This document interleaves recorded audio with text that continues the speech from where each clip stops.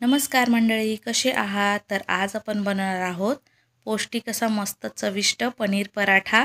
दिसायलाच किती मस्त दिसत आहे, खायलाही तितका छान आहे, चविष्ट सॉफ्ट अतिशय मस्त तयार होतात। हे लहानांना मोठ्यांना सगळ्यांना आवडणारे पनीर पराठे बनवूया। तर इथे मी एका बाउलमध्ये 2 कप गव्हाचं पीठ घेतलेलं आहे। त्यामध्ये चवीपुरतं मीठ टाकलं, अर्धा चमचा कलोंजी टाकत आहे। कलोंजीऐवजी ओवा पण टाकू शकतो। त्यानंतर 4 चमचे साजूक तूप टाकून घेतलं। तूप व्यवस्थित आपण पिठाला असं चोळून घ्यायचं। सगळं छान असं मोहन लागलं की आपला पराठा त्यामुळे छान सॉफ्ट बनतो आणि चवीलाही छान होतो। त्यानंतर थोडं थोडं पाणी टाकून हे पीठ आपल्याला मळून घ्यायचं आहे। पोळीपेक्षा थोडंसं सॉफ्ट, खूप पातळ करायचं नाही। तर हे छान असं मळून घ्यायचं।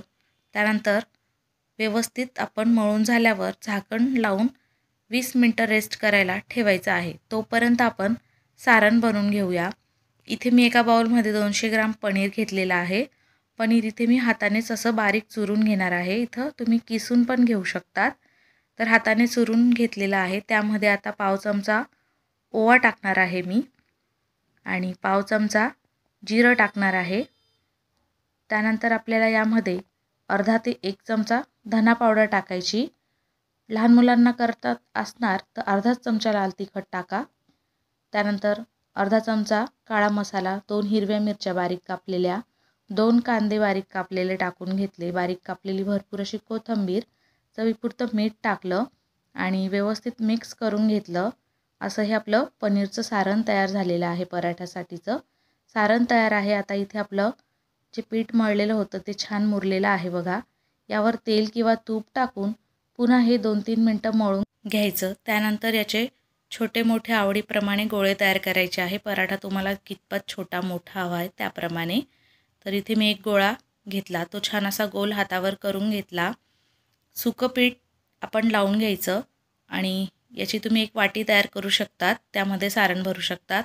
इथे मी लाटून घेते थोडंसं आणि त्यानंतर जे पनीरचं सारण तयार केलेलं आहे आपण स्टफिंग, ते मध्ये असं टाकून घ्यायचं आणि व्यवस्थित तुंबडून घ्यायचं आणि पॅक करून घेतल्यानंतर सुकं पीठ लावायचं गव्हाचं आणि हलक्या हाताने पराठा आपल्याला व्यवस्थित गोल असा लाटायचा आहे।